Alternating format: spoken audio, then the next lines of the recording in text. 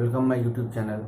आप सभी का एक बार पुनः स्वागत है हमारे यूट्यूब चैनल में। आज एक बहुत ही इम्पोर्टेंट टॉपिक आपके लिए, friction. What is friction, friction क्या है और यह जो फ्रिक्शन है ये किस पे डिपेंड करता है, किन बातों पे डिपेंड करता है, तो आज हम उसके बारे में पढ़ेंगे। इसके पहले प्रीवियस क्लास में हमने फोर्स के बारे में पढ़ा था कि डिफरेंट टाइप के फोर्सेस होते हैं, कि जिसमें एक कॉन्टैक्ट फोर्स और नॉन कॉन्टैक्ट फोर्स भी होता है।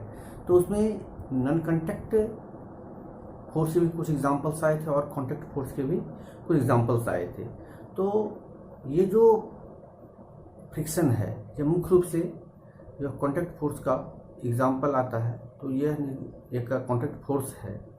तो आज हमें इसी बारे में पढ़ेंगे। और जो टॉपिक है यह मुख्य रूप से क्लास 8 के लिए और वैसे जो किसी प्रतियोगी परीक्षा में लगातार एग्ज़ाम्स दे रहे हैं तो उनके लिए भी यह ज़्यादा इम्पोर्टेंट हो सकता है। कुछ चीज़ें इसमें ज़रूर आएंगी कि जो कन्फ्यूज़न वाला है तो उसको भी हम दूर करने का प्रयास करेंगे। तो हम स्टार्ट करते हैं इस टॉपिक को कि ये फ्रिक्शन क्या है। सबसे पहले कि व्हाट इज फ्रिक्शन, तो ये फ्रिक्शन है क्या। तो इसके पहले जो हम प्रीवियस क्लास में पढ़े थे कि कॉन्टैक्ट फोर्स और नॉन कॉन्टैक्ट फोर्स के बारे में हमने पढ़ा था, तो उसमें निश्चित रूप से था कि कॉन्टैक्ट फोर्स होता है कि एक बॉडी दूसरे के कॉन्टैक्ट में होता है। जैसे अगर ये सरफेस है और दूसरा बॉडी इस पे मूव करने का प्रयास कर रहा है, तो एक ये सरफेस हुआ और दूसरा ये है। तो अब ये जो दो डिफरेंट सरफेसेस हैं इसके बीच जो फोर्स काम करता है, तो इसके पहले पढ़े थे कॉन्टैक्ट फोर्स में। कॉन्टैक्ट फोर्स होता है कि जब दो बॉडी कॉन्टैक्ट में होता है तो उसके बीच जो फोर्स काम करता है। तो यहाँ पे जो सबसे पहले हमारा इम्पोर्टेंट टॉपिक है कि फ्रिक्शन क्या है। सबसे पहले कि फ्रिक्शन क्या है उसको समझने का प्रयास करते हैं कि अगर ये एक ऑब्जेक्ट है इस पर रखा हुआ और हम इस पे फोर्स लगाते हैं, सपोज कीजिए कि इस पे हम फोर्स लगा रहे हैं, फोर्स लगाते हैं तो इसमें फोर्स लगाना पड़ता है, नहीं फोर्स लगाना पड़ता है। तो फोर्स लगाने के बाद ही यह सकता है। लेकिन आप महसूस करेंगे अगर इसे हम जोर से अगर हम इसको हम पुश कर दिए इसको, तो कुछ ही देर के बाद यह या तो रुक जाती है या स्टॉप हो जाती है, या इसका जो स्पीड है यह स्पीड काफ़ी कम हो जाता है। आप महसूस करेंगे इस चीज़ को। तो जो सबसे जो इसका जो स्पीड कम हो जाता है, तो स्पीड कम होने का वजह क्या है इसमें, सबसे बड़ी चीज़ है कि यह स्पीड कम क्यों हो रहा है। तो जो स्पीड जो कम हो रहा है, तो क्या है कि जैसे ही ये दो बॉडी कॉन्टेक्ट में मूव करने का प्रयास करती है तो इसमें एक फोर्स काम करना शुरू करता है। ठीक इसी प्रकार से जैसे अगर हमारा ये हैंड है, इसको हम घींचते हैं, अगर इसको घींचते हैं तो कुछ ही देर बाद हमारा जो हैंड है यह हैंड गर्म हो जाता है। हम ऐसा फीलिंग करते हैं, ऐसा फीलिंग होता है। तो यह जो हैंड है हमारा, तो यह हीट हो जाता है। तो हीट होने का कारण क्या है कि ये रफ सरफेस है इसमें। अब इसमें क्या है कि वन ऑब्जेक्ट ये है, दूसरा ऑब्जेक्ट ये है, इसमें भी यह एक दूसरे पे फिसलने का प्रयास करती है। तो फिसलने के प्रयास में हम जितना स्पीड इसको देने का प्रयास करते हैं तो उतना स्पीड में यह नहीं जा पाता है। मतलब जितना फोर्स अप्लाई कर रहे हैं उस रेशियो में जो इसका स्पीड है वह नहीं बढ़ता है। मीन्स कहीं ना कहीं किसी न किसी रूप में जो स्पीड है इसको ब्रेक करने का काम कर रहा है। तो जो ब्रेक करता है तो वही होता है फ्रिक्शन होता है। वह जो होता है तो वह ऑलवेज जो मूवमेंट होता है, जो किसी बॉडी में जो मूवमेंट होता है, तो उसमें वो अपोज करता है। तो वह इसे ये फ्रिक्शन क्या है, एक अपोजिंग फोर्स की तरह बिहेव करता है कि जैसे कोई बॉडी मूवमेंट में आती है, आने का प्रयास करती है, तो यह मूवमेंट के अगेंस्ट में यह वर्क करना शुरू कर देता है, यह मूवमेंट के अगेंस्ट में वह एक्ट करना शुरू कर देता है। तो इस प्रकार से हम कह सकते हैं कि फ्रिक्शन एक अपोजिंग फोर्स है, जो जब दो ऑब्जेक्ट रिलेटिव मोशन में होता है, इनसे दूसरे पे अगर रिलेटिव मोशन में होता है, एक दूसरे के कांटेक्ट में, तो उसके बीच वह मोशन का अपोज करता है। तो ठीक इसी प्रकार से हम कह सकते हैं यहाँ पे कि the opposing forces that act when one object moves on surface of another, means ये क्या है, तो फ्रिक्शन क्या है, तो एक अपोजिंग फोर्स होता है जो एक्ट कब करेगा, तो जब दो बॉडी एक दूसरे के ऊपर फिर कांटेक्ट में रहते हुए जब वह मूवमेंट का प्रयास करती है, तो उसके बीच एक फोर्स काम करना शुरू करता है जो मोशन के अगेंस्ट में काम करता है। जिस डायरेक्शन में हम फोर्स लगा रहे हैं उसके वह अपोजिट डायरेक्शन में वह काम करना शुरू करता है। मीन्स फोर्स के तो मीन्स ये जो फ्रिक्शन है ये क्या है, तो फ्रिक्शन एक अपोजिंग फोर्स की तरह होता है। तो उसके बाद तो मीन्स ये जो फ्रिक्शन होता है बेसिकली अब यहाँ से एक फोर्स ही हो गया। नहीं, इस प्रकार से हम समझ सकते हैं कि अगर जैसे ये कोई बॉडी है और ये सरफेस है ना, तो अगर इस फोर्स लगाते हैं और ये कांटेक्ट में है, तो ये जो सरफेस होता है, ये जो कांटेक्ट सरफेस होता है, तो कांटेक्ट सरफेस के बीच में यह एक्ट करना शुरू कर देता है। तो ये हो गया हमारा, इधर से हम फोर्स लगा रहे हैं इस डायरेक्शन में, और यह जो है यह है फ्रिक्शन फोर्स। तो मीन्स ये जो फ्रिक्शन फोर्स होता है इसका डायरेक्शन क्या है, तो यह जो मोशन के ऑलवेज अगेंस्ट में वर्क करता है। इस प्रकार से समझ के होंगे इस चीज को कि फ्रिक्शन क्या है, तो एक फोर्स होता है कि जब दो ऑब्जेक्ट जब कांटेक्ट में जब मूवमेंट करता है एक दूसरे के ऊपर, तो उसके बीच एक फोर्स काम करता है जो वह जो मोशन होता है वह मोशन का अपोज करता है, उसको रोकने का प्रयास करता है। ठीक इस प्रकार से अब हम देख लेते हैं कि इसका यूनिट क्या है। नहीं, तो अब फ्रिक्शन क्या है, तो फ्रिक्शन भी एक फोर्स ही है। तो बेसिकली तो जो फोर्स का यूनिट होगा तो वही यूनिट फ्रिक्शन का भी होगा। तो यूनिट ऑफ फ्रिक्शन क्या होगा, यूनिट ऑफ फ्रिक्शन फोर्स हो जाएगा न्यूटन हो जाएगा। मीन्स ये भी क्या है, तो एक फोर्स ही है और फोर्स का जो यूनिट होता है तो यह न्यूटन होता है। अब हम चलिए हम देख लेते हैं इसमें कि यह जो फ्रिक्शन होता है ये डिपेंड्स किस पे करता है। क्या बॉडी के मास पे डिपेंड करता है, क्या जितना सरफेस एरिया कवर करता है उस पर डिपेंड करता है, या जो सरफेस होता है उस पर डिपेंड करता है, ये किस पे डिपेंड करता है। हमारे थोड़ा सा हम देख लेते हैं कि पहला हम देख लेते हैं कि क्या यह मास पे डिपेंड करता है। जैसे अब ये अगर ये सरफेस है और इस पे एक बॉडी है, इसे हम फोर्स लगा रहे हैं,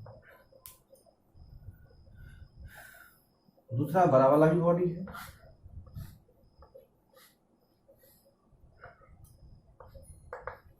इसका m1 मास है और इसका m2 मास है, ये भी सरफेस पे है। तो हमें ऐसा फीलिंग होता है कि यह जो जिसका मास हैवी मास होता है, इसको अगर हम इस प्रकार से इसको अगर हम खींचे इधर, इसको अगर हम पुल करें इस डायरेक्शन में, अगर यहाँ से फोर्स लगाते हैं, तो हमें ऐसा महसूस होता है कि जो ऑब्जेक्ट छोटा सा ऑब्जेक्ट है जिसका मास कम होता है उसको खींचना हमारे लिए आसान होता है, और जिसका मास अधिक होता है उसको खींचना हमारे लिए थोड़ा सा कठिन हो जाता है। तो क्या यह मास पे डिपेंड करता है, जबकि यहाँ पे कंडीशन में आ रहा है कि जो हैवियर मास है उसे आसानी से हम नहीं खींच सकते, बिल्कुल नहीं। तो यह जो है यह ऑब्जेक्ट के मास पे डिपेंड नहीं करता है, क्योंकि जब मास जब हैवी मास होता है इसका ग्रेविटेशनल फोर्स अधिक हो जाता है। इसका जो ग्रेविटेशनल फोर्स है mg, यह अधिक हो जाने के कारण इसको हमें अधिक फोर्स लगा के ये खींचना पड़ता है। तो मीन्स तो पहला हो गया हमारा कि ये जो ऑब्जेक्ट है वह ऑब्जेक्ट मास पे, ये जो फ्रिक्शन फोर्स है यह ऑब्जेक्ट के मास पे डिपेंड नहीं करता है। दूसरा हम देख लेते हैं कि क्या यह सरफेस एरिया पे डिपेंड करता है। क्या यह सरफेस एरिया पे डिपेंड करता है? अगर इस प्रकार से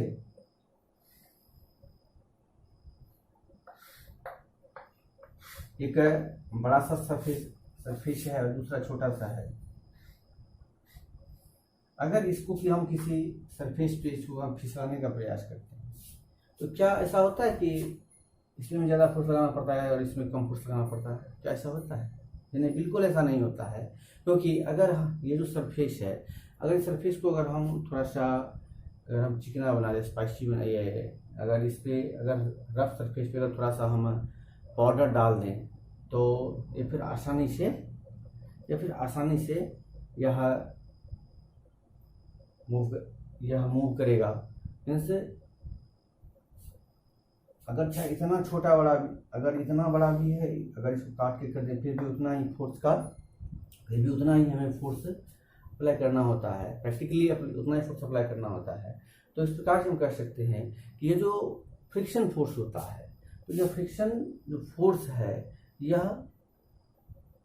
कांटेक्ट में जो सरफेस एरिया है, इस सरफेस एरिया पे डिपेंड ये नहीं करता है। मीन्स यह जो फ्रिक्शन है यह मास पे डिपेंड नहीं करता है और सरफेस एरिया पे डिपेंड नहीं करता है। तो अब एक और कंडीशन आता है कि क्या यह सरफेस पे डिपेंड करता है? जैसे आप महसूस करेंगे कि जैसे बरसात के दिन में, जब बरसात का समय होता है तो जहाँ पे गीली मिट्टी होती है या फिर चिकनी वाली मिट्टी होती है, तो वहाँ पे हमारा जो पैर होता है वह पैर ज़्यादा स्लिप करता है। जहाँ पे बालू वाली ज़मीन होती है या फिर पथरीली ज़मीन होती है तो वहाँ पे हमारा पैर स्लिप नहीं करता है। आप ऐसा महसूस करेंगे। ठीक इसी प्रकार से एक और एग्जांपल देख लेते हैं कि सभी कैरम बोर्ड खेलते हैं, बच्चे लोग कैरम बोर्ड खेलते हैं। यहाँ अगर स्ट्राइगर है, पहली कंडीशन है कि यहाँ से स्ट्राइगर को हम इसमें हीट करते हैं तो क्या करेगा, यह आगे बढ़ती है। आगे बढ़ने के बाद जब ये कुछ दूर जाती है तो इसका जो मूवमेंट है वह मूवमेंट कम होने लगता है और हो सकता है कि यहाँ आते आते यह रुक भी जाए। ये भी कंडीशन हो सकता है इसमें। तो दूसरा कंडीशन ये हो सकता है कि खेलने के समय हम इसमें थोड़ा सा इसमें पाउडर डाल देते हैं, जो घर में हम यूज़ करते हैं पाउडर। अगर हम इस पाउडर को इसमें डाल दें तो क्या हमें प्रैक्टिकली देखने को मिलता है कि पहले की अपेक्षा हम अगर कम फोर्स भी इस पर लगाते हैं, अगर कम हीट भी करते हैं इसको, वो ज़्यादा तेज़ी में फिसलता है। तो तेज़ी में फिसलने का कारण क्या है कि यह जो सरफेस है, सरफेस होता है, आप देखेंगे कि बिल्कुल प्लेन जैसे लगता है, लेकिन प्लेन होता नहीं है। इसमें बहुत सारे क्रैक्स बने होते हैं। इस टाइप के जो भी सरफेसेस हैं, इस सरफेसेस में क्रैक्स बने होते हैं, जो क्रैक्स की वजह से जब एक बॉडी दूसरे बॉडी पे फिसलती है, इस टाइप का क्रैक्स बना होता है और जो बॉडी होता है उसमें भी क्रैक्स बने हुए रहते हैं। इस टाइप से क्रैक्स बने हुए हैं। तो अब ये क्या करता है कि जैसे ही अब ये सरफेस पहला है और ये सरफेस दूसरा है, तो अगर यह जो सरफेस है, मतलब कोई भी सरफेस जो है वह कंप्लीटली प्लेन नहीं होता है, उसमें रफ सरफेसेस के अधिक होते हैं। तो इसीलिए जो रफ सरफेस होता है, तो रफ सरफेस में इंटरलॉकिंग हो जाता है ना। आप देख रहे हैं यहाँ पे एक इस प्रकार से यह इंटरलॉकिंग वाला स्थिति हो जाता है। मतलब यह जो इंटरलॉकिंग है यह इसमें आके यह फंस जाता है और फंसने के कारण यह आसानी से नहीं खींच सकता है। और अगर हम थोड़ा सा इस पर लुब्रिकेंट्स या फिर जो पाउडर होता है अगर हम डाल देते हैं जो मतलब फिसलने वाला, तो वह क्या करता है, ये जो क्रैक्स होते हैं ये क्रैक्स को यह कवर कर लेता है, और कवर करने के बाद ये क्रैक्स होता है इसमें यह फंसता नहीं है और यह आसानी से इस पर मूवमेंट करता है। तो मुख्य रूप से जो फ्रिक्शन है वो किस पे डिपेंड करता है, तो फ्रिक्शन जो होता है यह सरफेस पे डिपेंड करता है, वनली सरफेस पे डिपेंड करता है कि कांटेक्ट में जो सरफेस है वह फ्रिक्शन उस पर डिपेंड करता है। जैसे अगर सरफेस अगर ज़्यादा प्लेन सरफेस है तो उसमें जो फ्रिक्शन होगा वह काफ़ी कम होगा, और अगर सरफेस में अगर क्रैक्स अधिक होंगे तो उसमें फ्रिक्शन ज़्यादा होगा।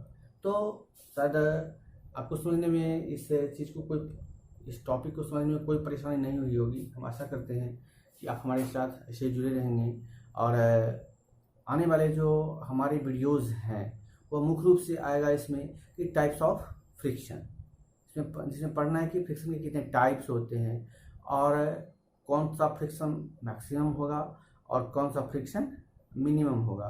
तो आप निश्चित रूप से उस वीडियो को भी देखेंगे, और अगर ये वीडियो आपको अच्छी लगे तो आप निश्चित रूप से इस वीडियो को लाइक और सब्सक्राइब करेंगे, निश्चित रूप से करेंगे। और इससे रिलेटेड जो भी वीडियोज़ हैं हमारे, तो बहुत सारे वीडियोज़ हमारे चैनल पे हैं, तो वहाँ से आप उसको देख सकते हैं।